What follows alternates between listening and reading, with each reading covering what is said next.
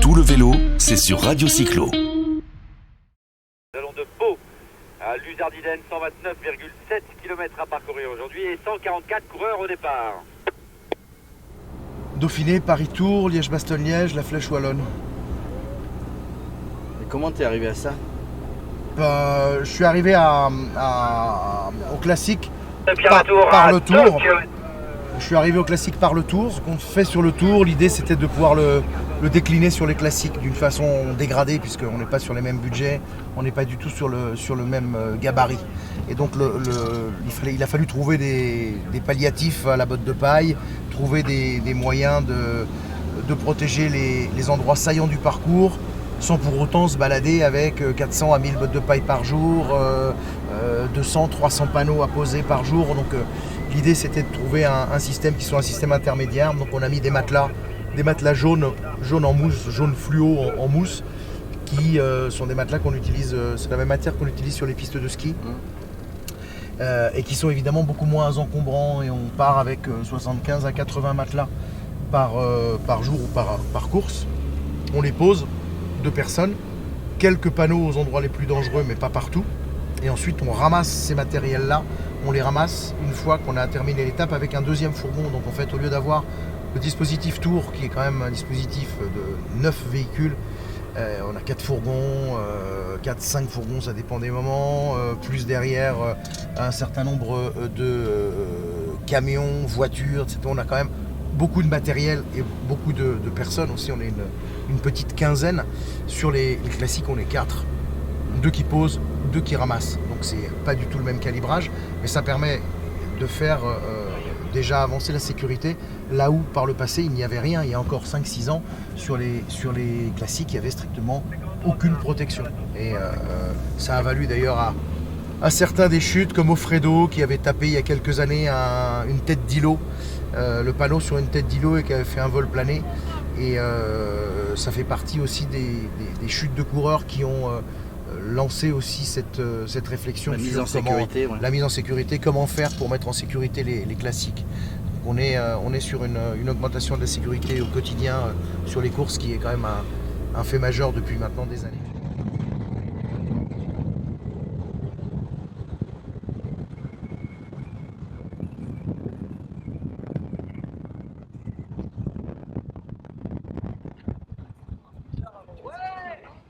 La course passe en sécurité. Il y a évidemment des gendarmes qui veillent au grain, parce qu'il y a quand même quelques avinés de temps en temps, des houblonnés qui sont un peu chauds. Mais l'avantage par rapport à la barrière, c'est qu'on a vraiment l'impression d'être en liberté. C'est le gros avantage de ce piquetage cordage qui existe maintenant sur les courses depuis 3 ans.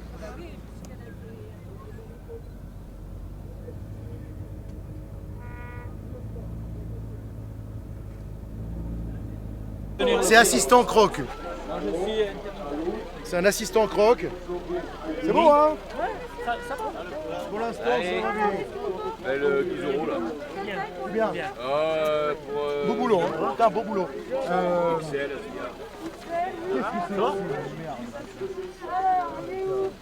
c'est vraiment bien. Hein?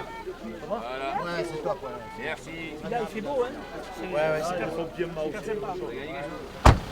Donc là, qu'est-ce qui se passe? Toutes les voitures sont arrêtées? Oui, les voitures sont arrêtées, les bus d'équipe, tout le monde est arrêté, parce qu'on est sur une arrivée au sommet.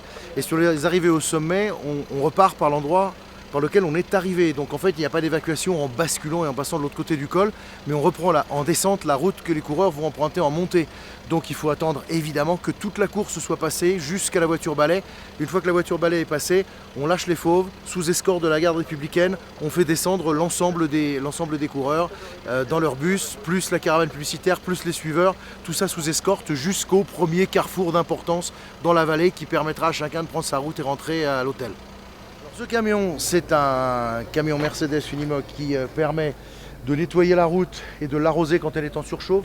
Et puis à l'arrière, il y a une double citerne d'eau avec 2 fois 1000 litres, donc 2 tonnes d'eau, qu'on utilise et qu'on va épandre sur la chaussée pour refroidir lorsqu'elle est en transpiration, lorsqu'il y a ce fameux ressuage, la route qui se dégrade sous l'effet de la chaleur.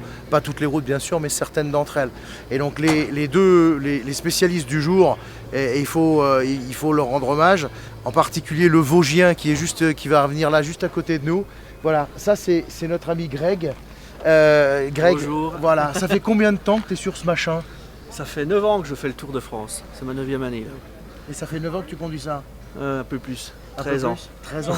Ouais. Voilà. Et ton métier? Métier, je suis agent des routes sur le département des Vosges. Et tu l'utilises l'hiver Toute aussi? l'année, ouais. Qu'est-ce que tu fais avec? Déneigement, les traves avec une turbine.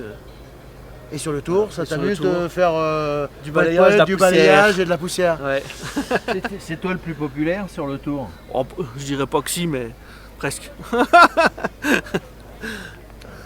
Le gros Léon, c'est pas toi, c'est le Non, camion. c'est pas moi, ouais. Mais Mais je suis- ouais, bah, t'es comme moi, hein. On est tous les deux formidablement affûtés. Et donc, raconte-nous ce camion. Tu l'utilises dans quelles conditions? Quand est-ce que tu l'utilises et quand est-ce que tu l'as déjà utilisé sur le Tour cette année? Pourquoi faire? Cette année, on a eu pas mal d'endroits où il y a eu du pata qui a été fait, c'est des retouches de gravionnage. Et du coup, avec le passage de la caravane, c'est vraiment. Il y a des petits rejets, et surtout en descente de col, quoi. C'est hyper dangereux. Donc là, on balaye. Après, on a eu un peu de ressuage, c'était quand, début de semaine ou fin de semaine dernière, je sais plus.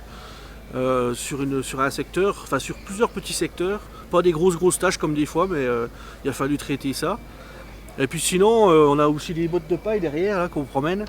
C'est pour les remettre sur des points un peu sensibles, des angles de mur, des poteaux qui seraient dans un petit rayon un peu dangereux ou en sortie de courbe, quoi. C'est toi en passant qui décide de balayer, de remettre des ballots de paille? Alors moi, on a déjà le véhicule PC mobile qui est là-bas, qui passe devant, qui nous indique déjà des zones où on aura du travail à faire. Et après, par contre, ça va être nous aussi au jugé. Des fois, on va dire, ah là, parce qu'on n'a pas forcément l'œil partout, là, on va peut-être mettre une botte de paille, ça mériterait pas, c'est un petit peu dangereux. Voilà, après, c'est au jugé de chacun, quoi. Et moi j'ai une question, parce que moi je la connais, mais je la fais parce que j'adore ce truc-là. Mais quand tu n'as plus d'eau, qu'est-ce que tu fais pour remplir tes citernes? Parce que c'est quand même pas, tu remplis pas ça avec un tuyau d'arrosage. Non, on va chercher quand on trouve un point d'eau naturel, on va pomper l'eau et hop, on remplit ça. J'ai une pompe devant et ça me permet de refaire le plein rapidement. T'es vachement applaudi quand tu montes sur le parcours là. Ouais, il commence à être connu le camion. Tout le vélo, c'est sur Radio Cyclo.